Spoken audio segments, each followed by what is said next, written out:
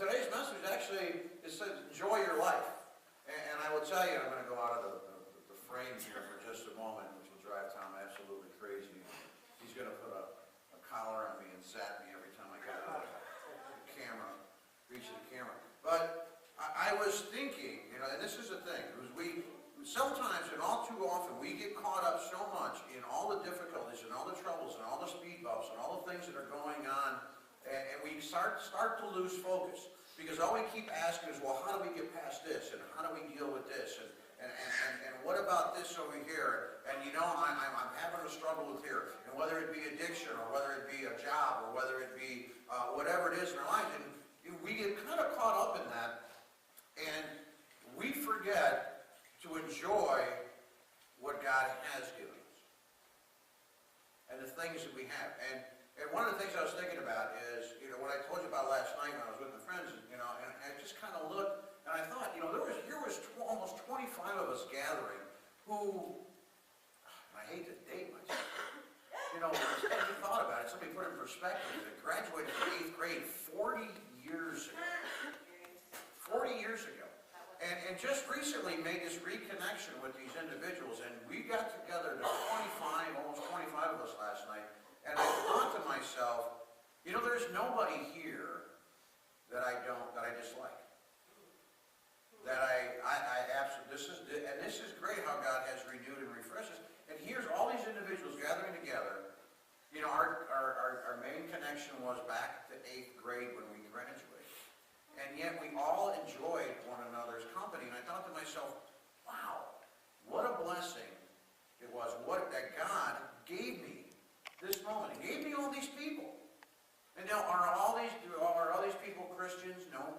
Do they all have their little flaws and stuff? Yeah, but you know what? It was so nice that none of that was magnified. Instead of what was magnified was enjoying their company and being around them. All too often, I think what happens, we as Christians kind of perceive being a Christian as being a great burden. Man, it's hard to achieve. Man, it's hard to get to a point because all we're being told is, right, get this sin out of your life, clean up this, act like this, do this, don't do that. And we start to kind of picture it and really take it on as this great burden of being a Christian. And God says, well, you're missing it. What you're missing is all the benefits of being a Christian.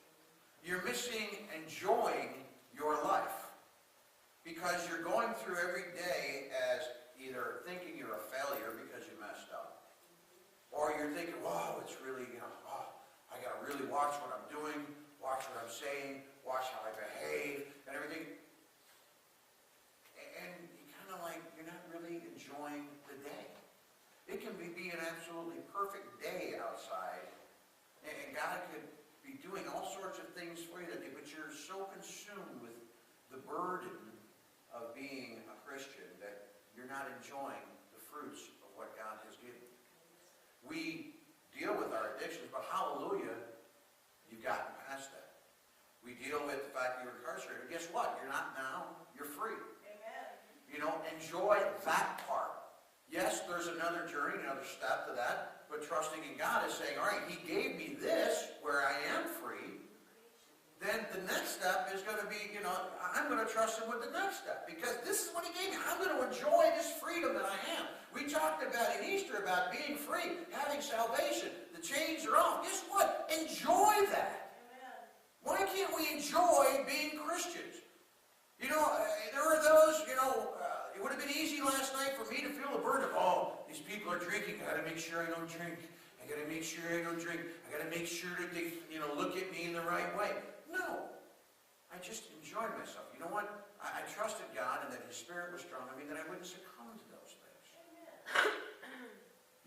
We have to trust God in the journey that He's brought us. He doesn't, it says, it was funny. It was so great. At this place, we just happened up. We were standing, some people, because I'm a pastor now, kept pointing, hey, did you see that sign up there? You see that sign up there? And the sign says, God will never give us more than we can, the greater burden than we can carry. And so everyone made sure that I read this thing about 25 times. Hey, did you see that? And I'm like, yeah, that's great, And it kind of put things in perspective. It's not a burden being a Christian. Why do we kind of perceive it as being a burden? Why don't we enjoy the life that we have? We're missing out on so much joy. In the book of Ecclesiastes, I want to read this real quick, and I've read this before, but it just kind of opened my eyes even more. In Ecclesiastes chapter 5, verse 18, you can mark it, I'm going to read it real quick. It says, "Here's what I have seen to be good and fitting, to eat, to drink, and enjoy oneself in all one's labors in which he toils under the sun during the few years of his life which God has given him." For what? For this is his reward. If we're pursuing the things of God, we have an awareness of what God says is right and what God says is wrong. God says, well, then enjoy that which I've given you. That's your reward for this. Why do you want to carry your Christianity like it's a big, heavy load? You know, now God says, yeah, it's okay to pursue pleasures, the things enjoy in life, as long as those pleasures don't take the place of Him. That becomes our sole focus. Enjoying ourselves. Well, not going to church this Sunday. Why? Well, I want to enjoy myself. It's a beautiful day out. I think I'll go to the beach. God says, well, you just put yourself above and in front. See, and that's the only thing. God says, I want you to enjoy everything that I have for you and everything I've already given you, as long as it doesn't take the place of it.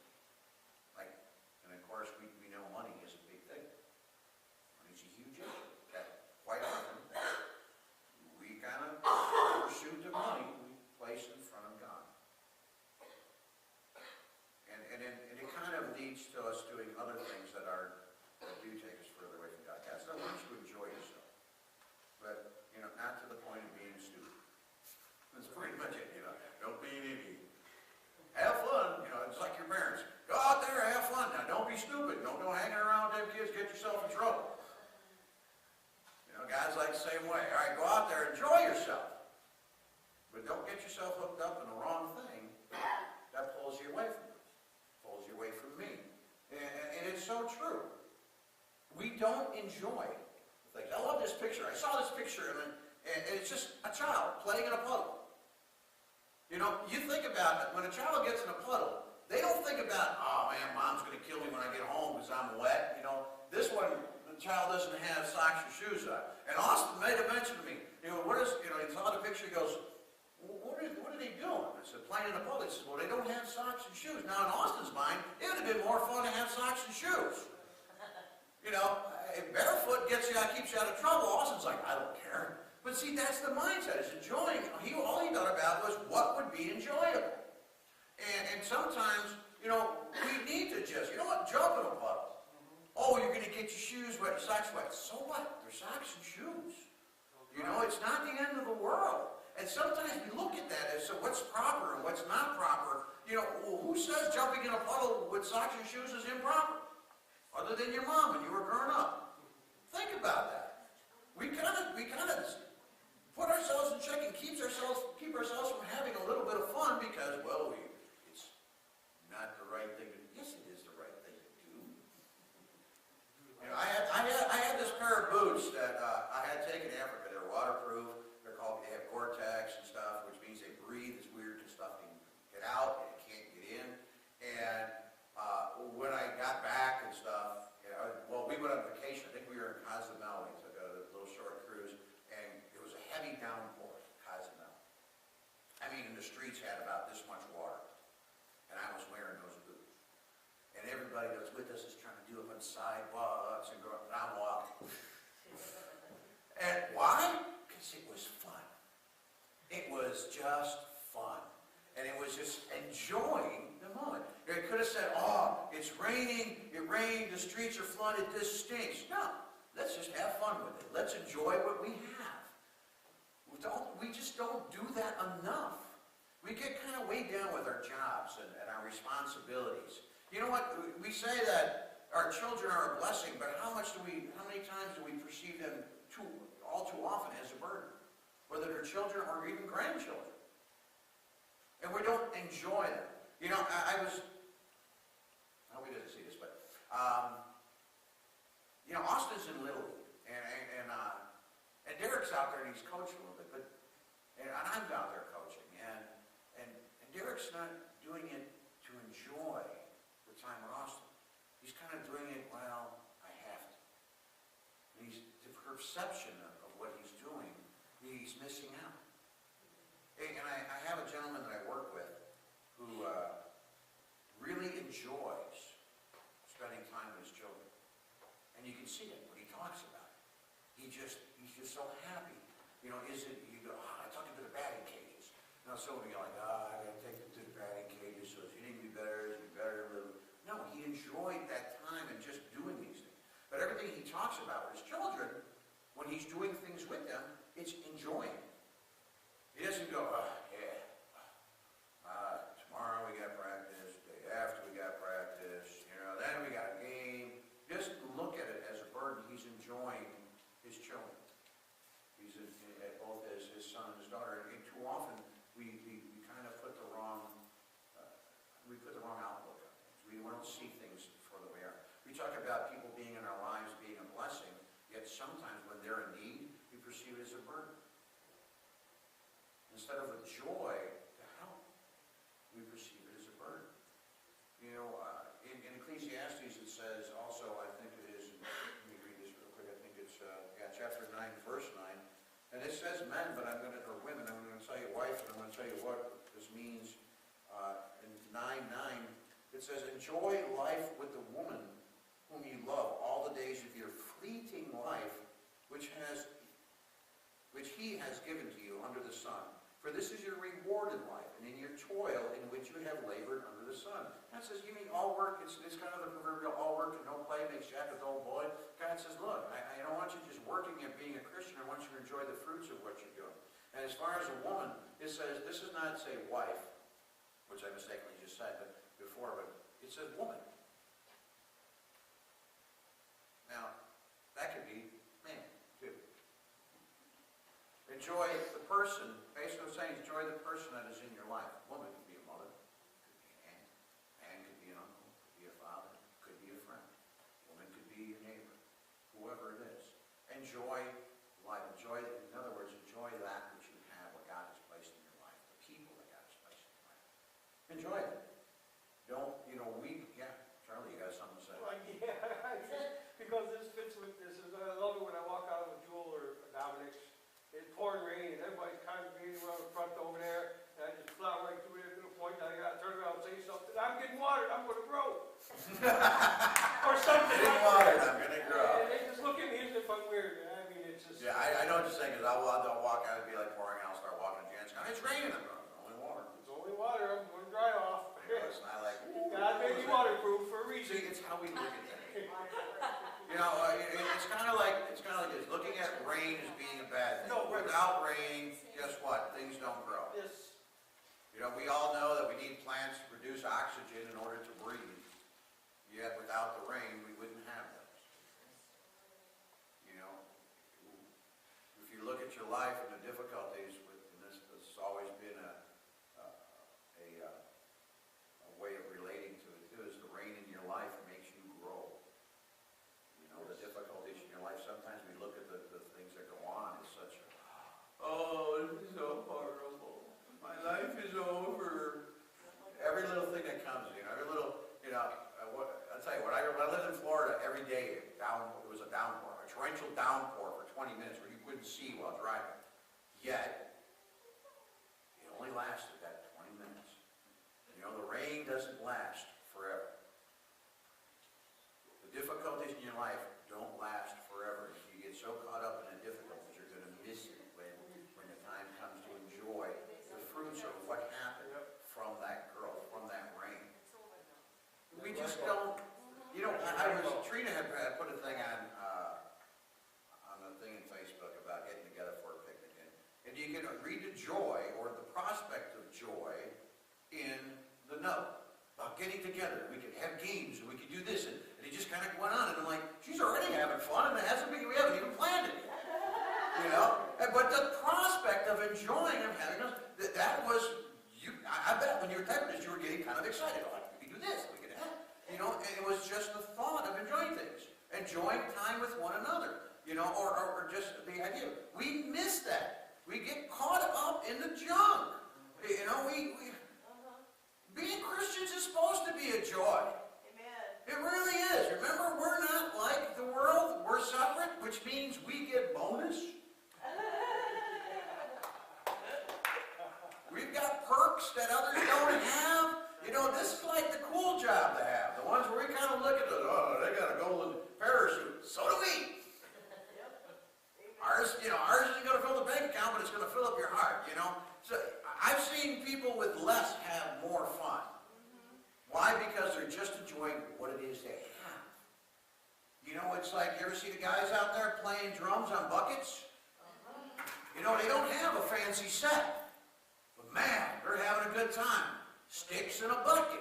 Making joy. Enjoying what it is you have. It doesn't have to be the best or what you perceive it to be. Nobody is looking at that bucket like a bucket. They're looking at it like a drum. So because a person has the perception that I'm going to use what I have, this is my drum, other people will look at it as a drum. Not everybody. Because some will look at it like, I can't believe he's playing a bucket. Well, he don't have a drum, so he's going to play what he's got. You know what? We don't have a drummer. We don't have an electric guitarist. We don't have a trumpet player.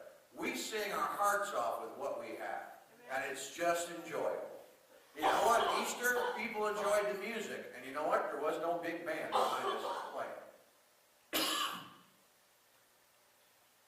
It's enjoying what you got, folks. You may not have a brand new Cadillac, but praise God you had a vehicle that got you here today. And it gets you from point A to point B. And sometimes from point B back to point A. It's being thankful and grateful for what God has given us and enjoying it.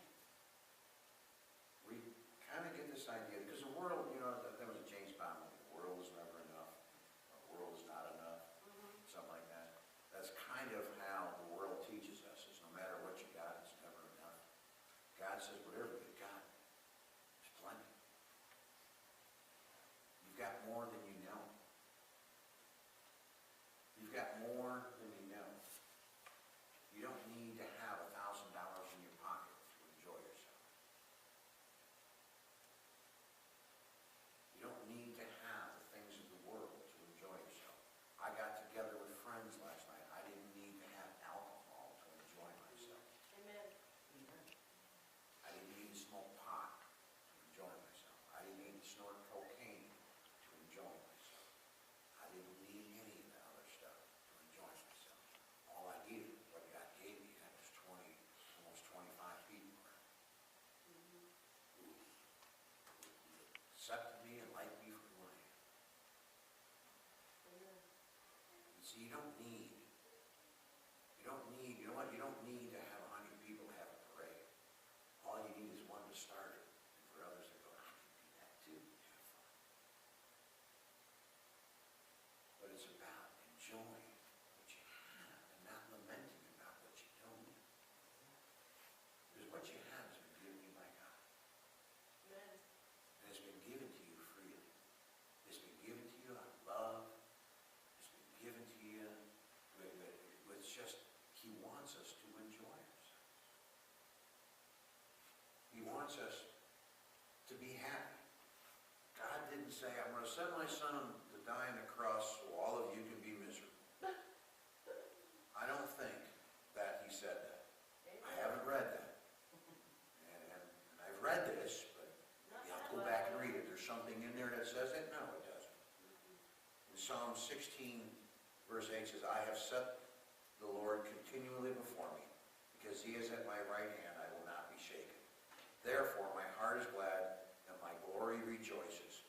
My flesh will also dwell securely. And in verse 11 he says, you will make known to me the path of life. In your presence is fullness of joy. In your right hand there are pleasures forever. So whatever it is you receive from God is good. And He says, you know what? There's a never-ending supply of good that goes out here. That's why it says, what He has in His right hand are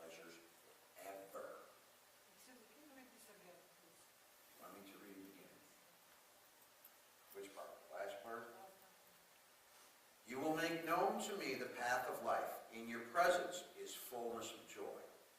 In your right hand there are pleasures forever.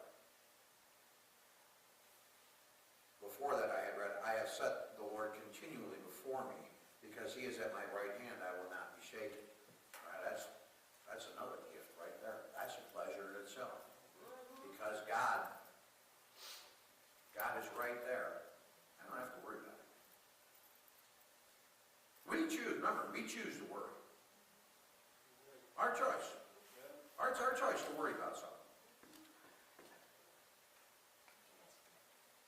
Yeah, there are those people who, some people will look at and go, you're pretty laid back, you don't worry about too much, do you? And we kind of look at that like being strange.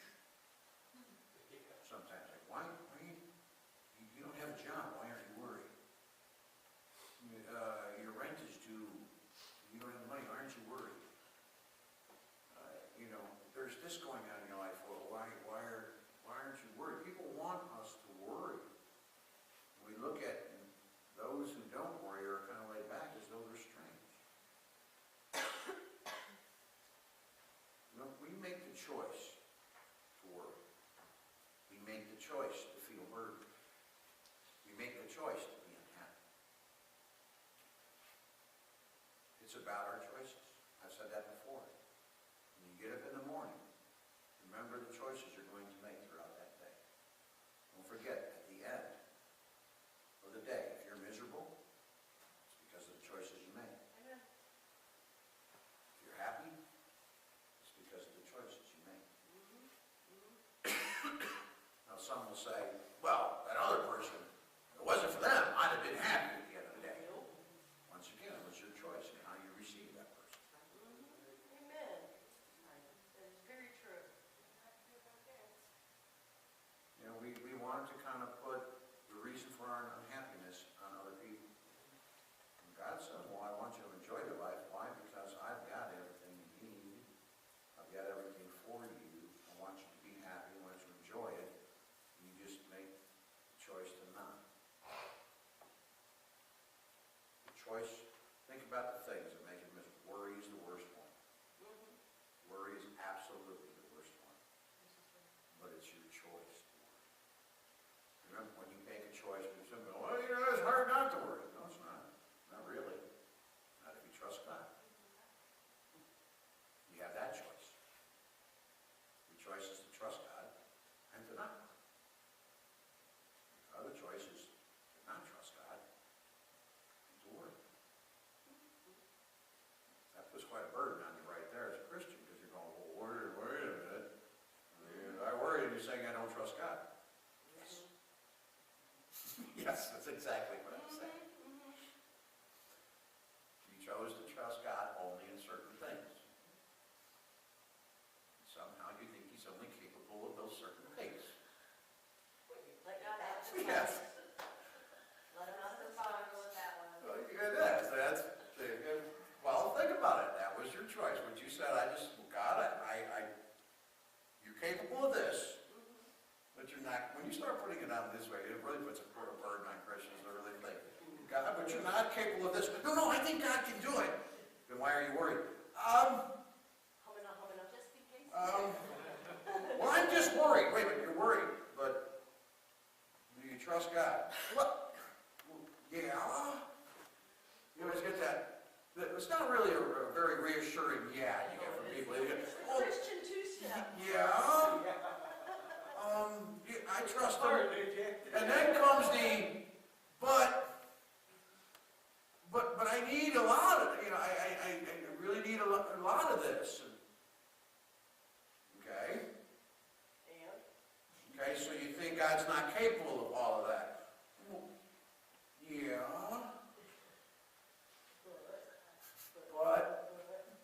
But what?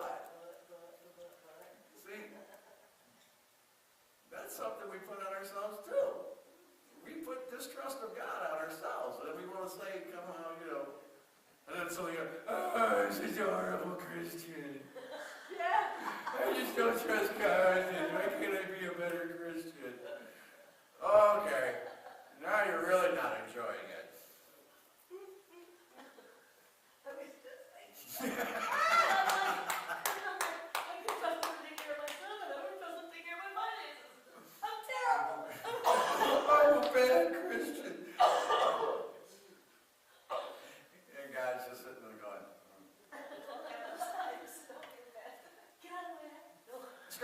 anybody ever ask you to do something like somebody, hey, can you hold this for a second? One, there, I accomplished it. Like, that was some big task. And I'm, no, I mean, can you hang this? If you're okay with that, you can be all right with that, can you just hold on? I'm perfectly capable of doing that. I kind of picture God going, you're going, okay, he's going, can I help you? Yeah. See that Jupiter planet?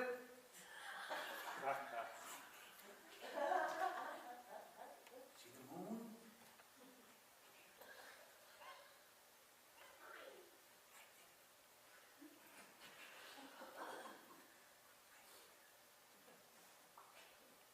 You guys start thinking about it, we kind of get goofy.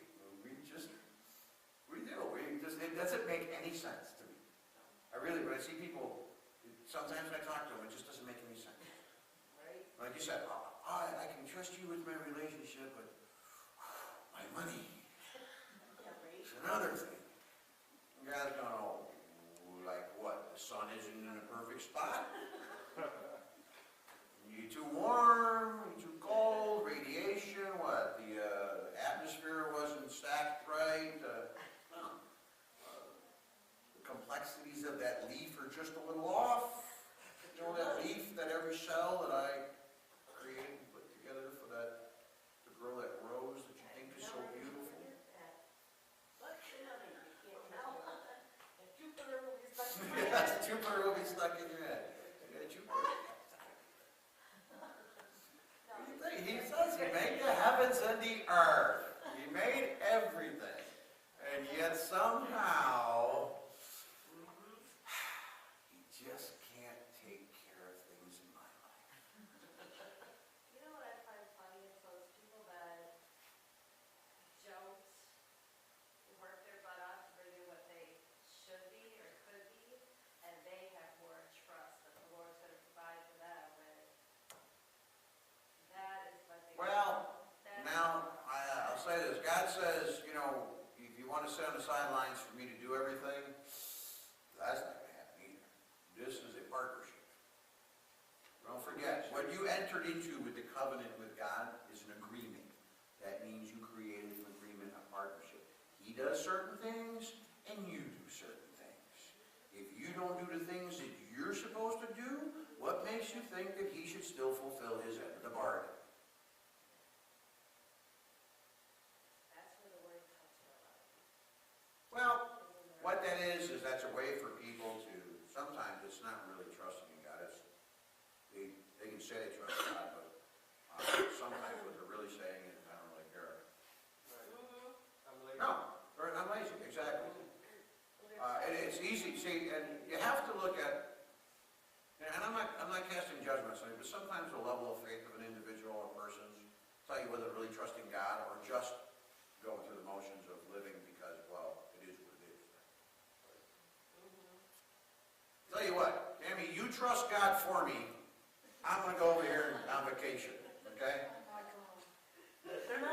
Charlie, if you can trust God for me, if you tell me that you trust God, all right, I'm going to go, as long as can you just trust God for my money too while you're at it and trust God for my job? So I got other things to do, that don't deal with God right now, but I want to make sure I got that God kind of thing in check and taken care of. So if you could do it, Mike, could you do that for me? Can you just like, tomorrow you trust God for me, I'm going to be busy. And that's kind of what happens. But really today, if you think about it, everything we've talked about today, it's about fulfilling our goals as Christians and not looking at it as a burden, but enjoying that which God has given us. It's nice to have Mike and me. I'm glad you guys are here. You guys, it's weird. This is, once again, God's purpose and how he puts things together, plans it. I don't think it would have gotten to this, without you guys being here. Really. The way the conversation works. Sunday than usual. And it's just, once again, an unusual, the things that we allow God to do the extraordinary when he wants to, and on a regular basis he does.